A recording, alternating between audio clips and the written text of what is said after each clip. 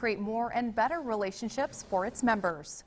Good evening and thanks for joining us. Your top story tonight, a Great Falls 2-year-old boy is undergoing surgery in Seattle following injuries officials suspect to be child abuse. Our own Beth Beachy joins us now with more details to the story. Beth? Thanks, Jen. Great Falls police tell me the incident began in the ER around 3 this morning after a mother took her baby to the hospital for injuries that allegedly occurred while the 23-month-old was in her boyfriend's care. Police spent hours searching the home after benefits staff contacted them about injuries on a young boy that were described as suspicious. Cascade County Attorney John Parker says the child is suffering from internal injuries and is in serious but stable condition. We've learned he was airlifted to a Seattle hospital at 5 this morning for surgery. Shortly after, police were busy executing a search warrant. Several items were seized as evidence. There were 2 suspects taken into custody throughout the investigation. There was enough probable cause developed in the investigation to be able to charge Bolt as having responsibility in the case. Police tell us the child was in James Charlo-Whitworth's care when the incident allegedly happened. The 20-year-old is facing 4 felony charges and is the boyfriend of the toddler's mother, Alexis Paul. The 19-year-old woman is facing a felony charge of criminal endangerment. The investigation is ongoing, John Parker tells us. More details will be available once the state files its initial charges in district court on Monday. Until then, we'll be sure to keep you updated with information as it comes in. Jen, back to you. All right, thanks, Beth. Now, today it felt more like spring than winter for some parts of our area. But Claire says things are about to change. Let's head over to the Storm Tracker weather to see what we can expect tonight. Claire? Thanks, Jen. That's right. I know a lot of us were feeling like it was more like spring than it was winter, but here's what we are looking at coming up. Right now we are seeing on our live Doppler system, zooming in, we're seeing that snow continue to move through Missoula. Lots of rain is falling in the Great Falls Cut Bank area, but coming up tonight, I'll let you know how long that can last and if we're going to be seeing any more showers. Back to you, Jen. All right, thanks, Claire. A national and statewide event just became a little more personal thanks to determined students hoping to make a difference for the homeless. Several Montana cities are working with the Montana Dental Association, offering free preventative health care to low-income families and the homeless. Great Falls College MSU dental hygiene students got the idea to bring Project Homeless Connect closer to home after seeing success in other cities. Missoula, Billings, and Bozeman have all had similar events for the dental hygiene program, and local students are hoping to make this one an annual event. We attended the event as a class in Kalispell last June, and me and my co-chair Kelly McDonald just kind of fell in love with it. We thought it was really good. We could see there was a huge need. People were extremely grateful, and dental services are really sought after. So obviously, being a dental hygiene student, we focused on that.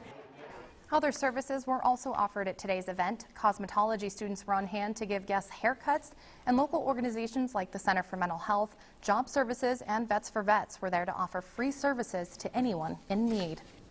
It's the biggest fundraiser of the year, and organizers are hoping it doesn't land in the gutter. Big Brothers Big Sisters is hosting their annual Bowl for Kids' Sake event.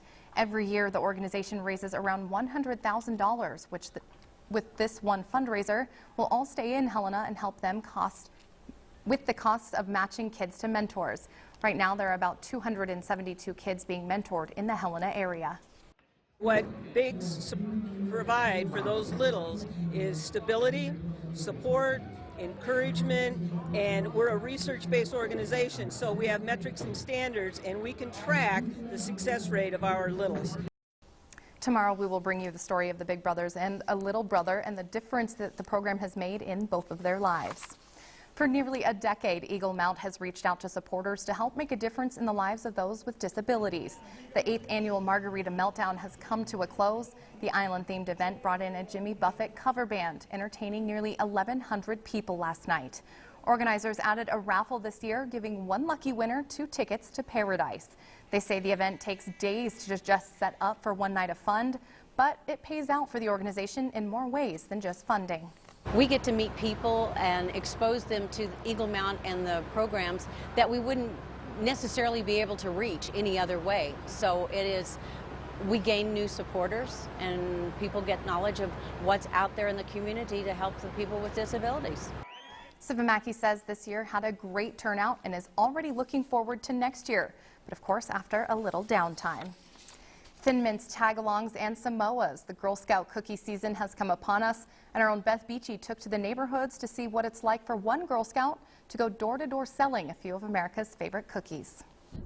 While some 15-year-olds spend their Saturdays sleeping in, when it's the first day of Girl Scout cookie sales, Kyla Campbell is up and at 'em.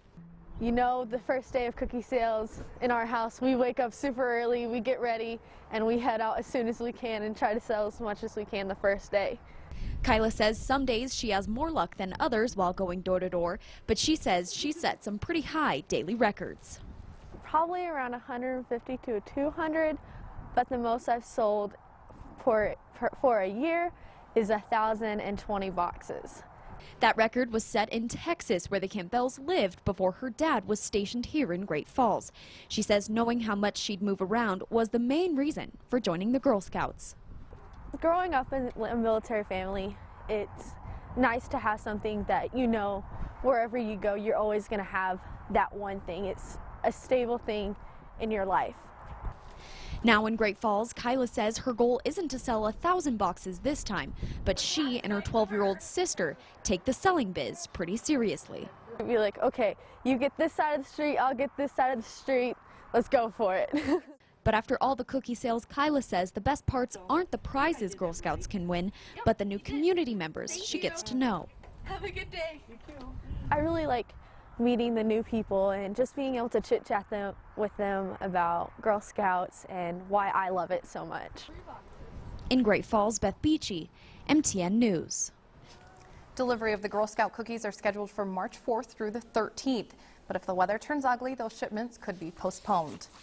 For some of us, it's hard to begin thinking about on this time of year about being out on the lake, but for several thousand others, what better time of year to start your summer plans? The boat show is hosted by Townsend Marine and the Montana Boat Center to bring in more than 80 boats to put on display. Montana Boat Center owner Tom Rispin says 35% of his business is during the boat show. Rispin says that the boat industry is on the rise and boats are ranging from $30,000 all the way to $90,000, and they're selling. A lot of people haven't upgraded in the last 3 or 4 years because things were kind of tight and things are seeming to loosen up a little bit, and people want a new boat. They want to get out there and have some fun. And most people, if they keep a boat 4 to 5 years, they do really well. They trade in and they're in a pretty good equity position.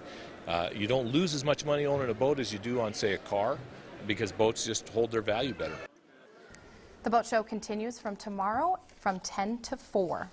Definitely probably a good time to get out there, but it's going to be hard thinking about boats, summertime fun, all of that stuff when it's not going to be that nice. I know. You know, today was so nice. People on Facebook were talking about washing their cars, and it was so nice out. It was sunny today. It was so nice today, and now we have this rain and possible snow heading our way. But here's a look at what we can expect for tonight with our temperatures.